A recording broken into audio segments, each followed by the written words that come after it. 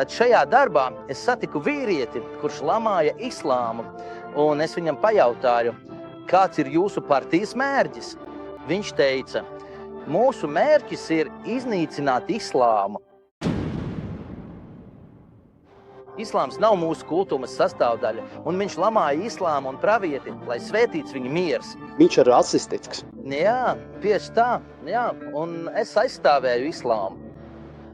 Man nebija daudz informācijas, bet pēc šīs tikšanās es sev teicu, man noteikti jāizlasa Korāns, Korāna nozīmes tulkojumā, vācu valodā. Es izlasīju šo grāmatu, un Dievs ir varens, kad izlasīju šo grāmatu. Šī grāmata mani pārsteidza. Īpaši tas, kā tajā tiek aprakstīts Dievs.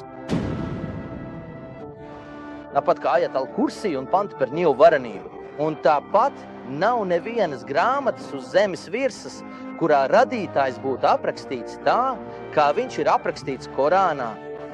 Turklāt es atradu loģiskas atbildes uz šie svarīgie jautājumi, no kurienes mēs nākam, uz kurieni mēs dodamies un kāds ir mūsu dzīves mērķis.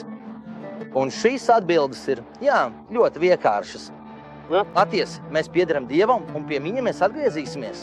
Dievs. Un es neesmu radījis džinus un cilvēkus kā vien tam, lai viņi mani pielūgtu. Slavēts, lai ir Dievs! Jā.